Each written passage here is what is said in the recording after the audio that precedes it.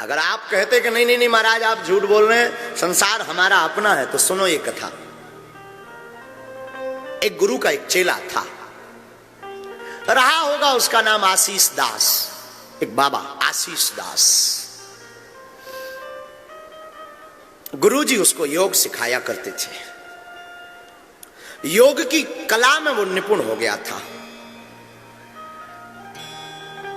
योग करते करते वो श्वास रोकने लगा था। श्वास 30 मिनट रोकने की कला उसके अंदर छा गई थी।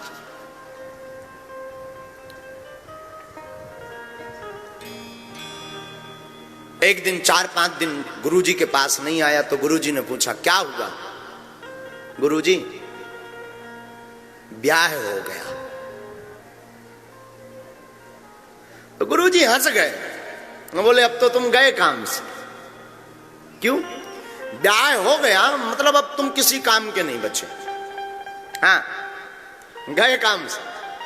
वो हंसा, महाराज आप कैसी बात करते हो, हमारी धर्मपत्नी चंद्रमुखी है, बड़ा प्रेम करती, बिना खाना खाए हम जब तक पाना लें वो नहीं पाती, हम जब तक सोना जाए वो सोती नहीं है, घर का पूरा काम करती, बड़ा ध्यान रखती, नहाने जाए तो कपड़े रख दें, नहाने के लिए सामग्री रख दें, वस्तुएं रख दें, बड़ा प्रेम करती। महाराज आप तो महात्मा आदमी, आपने कहाँ पत्नियों का सुख देखा, हमें तो हमारे बड़े ठाट बाट बढ़ गए जब से पत्नी आ गई, घर में एकदम प्रसन्नता छा गई, आनंद छा गया, मंगल छा गया, किलकारियां गूंजने लगी, और क्या कहना महाराज, दिल एकदम गदगद रहता, मन प्रसन्न रहता। महात्मा बोले वाह, तब तो तुम बिल्कुल काम से गए। तो आशीष दास और हंसा, जय हो आपकी, ये क्या उल्टी उल्टी भाषा बोल रहे गुरुजी आप। देखो हम तो प्रैक्टिकल वाले आदमी हैं बेटा।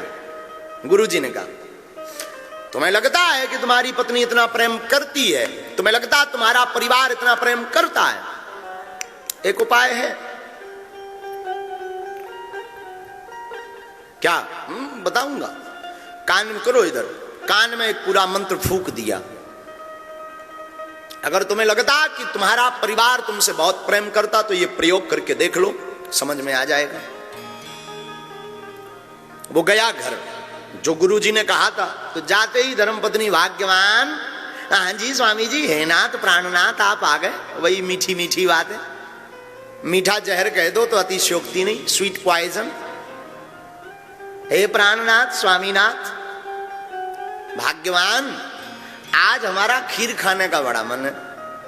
हाँ अभी बना दे महाराज।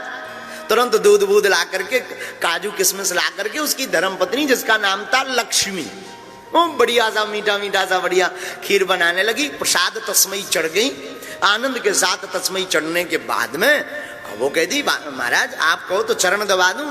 तो आशीष दास कहता नहीं नहीं नहीं ठीक है, जो गुरुजी ने बताया था उसे तो वो प्रयोग करना था। तो आशीष दास चढ़ गया अपने, जो उसका घर था छप्पर वाला, उसमें एक लकड़ी लगी हुई थी मोटी सी, उसे म्यारी कहते हैं, गांव की भाषा में उसे म्यारी बोलते हैं। तो वो उस म्यारी पर खप्पर छाने का ढोंग करके चढ़ा। तो इधर उधर खप्पर वप्पर करके वो गुरुजी ने जो विधि बतलाई थी, तो वो उस म्यारी पर दोनों पांव फंसा करके लटक गया, सिर नीचे कर लिया और म्यारी में इस प्रकार का फंदा बना करके लटक गया। 2 मिनट 3 मिनट 4 मिनट 5 मिनट, वो 10-15 मिनट में खीर तब तक सिद्ध हो गई, बन गई। गुरुजी ने कहा था कि श्वास खीर बनते ही रोक लेना। उसके पास तो वो कला थी, क्योंकि योग का विद्यार्थी था, पारंगत था, निपुण था। तो उसने श्वास को रोका, श्वास को रोका तो पत्नी आई, और पत्नी ने वही अपने मीठे स्वर में कहा नाथ, ओ प्राणनाथ स्वामी, प्रसाद बन गया, आओ खीर पालो। अब इन्हें तो गुरुजी ने सिखा रखा था, ये तो हूं हाँ हूं कुछ ना बोले, लटके सो लटके एकदम। हाँ, पत्नी फिर बोली, थोड़ा जोर से बोली, शायद सुनाई नहीं, नाथ अरे स्वामी जी प्रसाद बन गया, खीर बन गई, आओ पाओ। फिर मौन। तीसरी बार फिर आवाज लगाई, क्या हुआ, कोई जवाब क्यों नहीं दे रहे? अभी तो बड़ा खटर पटर कर रहे थे, अभी तो बड़ा शोर मचा रहे थे, खीर बनाने के लिए हल्ला मचा रहे थे, आखिर हुआ क्या? पत्नी गई, देखा लटके हैं। हे भगवान, ये क्या खटर पटर कर रहे हैं महाराज, ऐसे क्यों लटके हो? हाथ एकदम पकड़ा और हलाया, उठो महाराज, ये क्या कर रहे हो, क्या हुआ? क्या खाक बोले? वो तो गुरुजी का सिखाया था, सुन सब रहा था, श्वास रोक रखी थी, पर बोले क्या? मौन। पत्नी 2-4 मिनट तो सोचती कुछ हुआ क्या, दबती बंद गई क्या, दांत देखे तो दांत ठीक, सांस हार्ट बीट कुछ भी नहीं चल रही। हे भगवान क्या हुआ? कान लगाया, थोड़ा मला, मालिश की, हाथ की हथेलियों को मला, थोड़ा सा सीना को मला, दबाने का प्रयास किया, नाक को फूकने का प्रयास किया। हे भगवान, घबराने लगी, थोड़ा पसीना आया उसे, थोड़ा वो घबराई, थोड़ा वो बेचैन हुई, थोड़ा वो उत्सुक हुई, थोड़ी सी आंखें भी नम हुई, थोड़ी सी शरीर में कंपन भी उसको लगने लगी, कहीं जो मैं सोच रही हूं वो हो तो नहीं गया। जब 2-4-5 मिनट बीत गए तो उसे लगा कि टैं बोल गए, सच में टैं बोल गए हैं। अब विचार किया कि ये तो मर ही गए आशीष दास, हम क्यों भूखे मरे? अगर रात का 11 बज रहा है और कहीं अभी से रोना शुरू किया तो कल 2-3 बजे तक तो कोई पूछने वाला नहीं है, क्योंकि सब आ जाएंगे, और रात का समय और ऊपर से दिन भर की भूखी और फिर रोना, तबीयत फिर खराब। एक काम करो, ये तो चले ही गए हैं, 2 मिनट और घपा घप खाओ, पेट टंकी फुल करो, फिर दबा के रोते हैं। और हुआ क्या? धन्य है धर्म पत्नी, यही किया उसने, दबा के खीर का कटोरा लिया और देखते देखते 2-4 कटोरा सटका गई रड़वाल। हाँ हाँ हाँ, पाई सो पाई, और दूध भी और पानी भी, थोड़ा काजू ऊपर से, और मुंह पहुंच के, और फिर उसने लंबा सा घूंघट डाला और साउंड सर्विस शुरू की। तो गांव वाले, घर वाले सब आ गए। हे भगवान क्या हुआ, हे भगवान क्या हुआ, क्यों रो रही? घर वाले भी आ गए, सासू मां भी आ गई। अभी तो ये ठीक थे, अब ना जाने क्या हो गया, मुंह नहीं बोल रहे, लटके हैं। घर वाले भी बड़े चिंता में। देखा आशीष बाबा लटका था। आशीष बाबा क्या हुआ? अब वो भले बोले भी क्या, लगी ये रोने, ये तो सब देख रहा था। जन हो, खीर खाने के बाद रो रही हो, वाह, चला भाई जो होता है।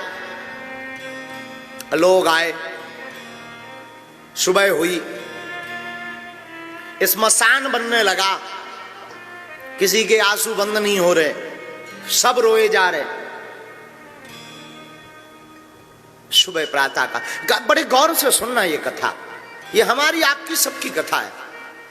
वही मरघट की वही तैयारी होने लगी, एक डबला लाया गया, करवा लाया गया, लकड़ियां बनाई गई, रिश्तेदार आ गए, गमगीन हो गया, एकदम सूनापन छाने लगा एकदम। पत्नी अपनी याद में रोए, अपने अतीत को ध्यान कर करके, माता पिता अपने अतीत को ध्यान कर करके रोए। हमने बच्चे को हाथ में खिलाया, भोजन कराया, सब रोए जा रहे। जैसे तैसे करके उनको नीचे लाया गया।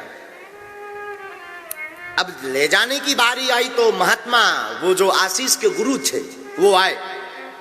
बीच बीच में एक आध बार इसने चढ़े चढ़े सांस ली, और फिर वही क्रिया तो उसकी मजबूत थी योग की, वही क्रिया करे बार बार। गुरुजी आए तो गुरुजी ने देखा, ओ मर गया, राम राम राम। पांव पकड़ के सब रोने लगे, घर वाले भी, माता भी, पत्नी भी। हे महाराज, आप तो बड़े सिद्ध हो, महापुरुष हो, अमलात्मा हो, साधनाएं हैं आपके पास, तो मंत्र विधा है, आप जिंदा करो ना। तो महात्मा ने कहा कि हम जिंदा कर देंगे। बोले वाह, अब तो घर वाले बड़ी चमचमाती आंखें, चेहरे पर थोड़ी मुस्कुराहट छाने लगी, रोना थोड़ा कम हो गया। महाराज फिर जल्दी करो, देर हो जाएगी, शरीर दुर्गंध देने लगेगा। अच्छा एक काम करो, दूध लाओ एक कटोरा में। एक कटोरा में दूध आया,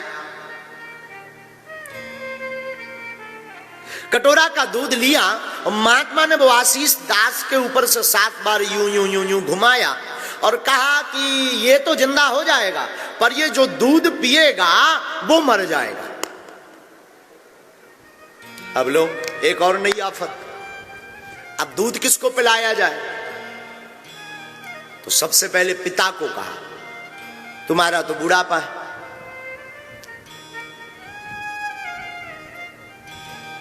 लो। पिता थोड़ी देर तो सावधान रहा, फिर धीरे से बोला कि अब ये तो टबक ही गया, हमारे भी कुछ दिन बचे, जी लेने दो, क्यों पीछे पड़े हो। मां को कहा तुम पियो पर मर जाओगी। तो मां ने भी बड़ा सुंदर बहाना बना दिया कि अब उसका पिता जिंदा है, अगर मैं मर जाऊंगी तो इनका कौन पेट पालेगा, ये और मर जाएंगे तो 2-2 हत्याएं हो जाएंगी, तो मुझे भी जिंदा रहने दो। पत्नी को कहा तू तो पी। पत्नी तो पत्नी बोली ये गए सो गए, हम दूसरा सिस्टम ढूंढेंगे, हम क्यों मरे, ये जिंदा भी हो गए तब भी मेरा क्या, मैं तो मर जाऊंगी ना, ये गए तो गए, कोई दिक्कत नहीं, हम दूसरा देख लेंगे। तो किसको पिलाया जाए दूध? सबने कहा महाराज आपके आगे नहीं ना पीछे कोई, आप ही क्यों नहीं पी लेते? लो महात्मा ने दोनों हाथ जोड़े, जय हो कलयुगी हरो। वाह, अरे महाराज फिर तो प्रवचन देने वाले भी बड़े जुड़ जाते हैं, लोग बड़े बड़े महाराज संत तो होते ही हैं, शरणागत भाव वाले, दूसरों के लिए प्राण दे देते। दधी चीज ने अपनी हड्डियां दे दी थी, आप नहीं पी सकते हो, अपने शिष्य के खातिर नाम रोशन हो जाएगा। ये गुरु ऐसा भी है, गुरु बोले जय हो चेला हरो। वाह वाह मेरे चेलो। प्रवचन देने वाले भी बड़ी बड़ी लंबी लंबी प्रवचन बातें ढूंढ लेते हैं। साधुओं का तो जीवन परोपकार के लिए ही होता, परोपकाराय पुण्याय पापाय परपीडनम अष्टादश पुराणेषु व्यासस्य वचनम द्वयम्। अब तो लंबी लंबी महात्मा ने कहा ठीक है तो मैं पीऊं? अरे बाबा की जय, गुरु जी की जय। अरे लंबे लंबे जयकारे लगने लगे, फूल फेंकने लगे, लौटने लगे सब चरणों में, कोई करे अरे भैया ये गुरुजी नहीं भगवान है भगवान। अब तो लंबी लंबी प्रशंसा होने लगी।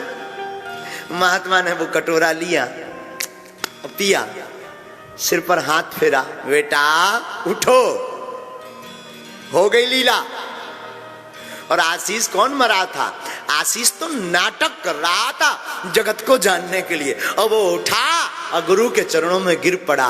सच कहूं तो गुरु परमात्मा के अलावा कोई तुम्हारा नहीं है।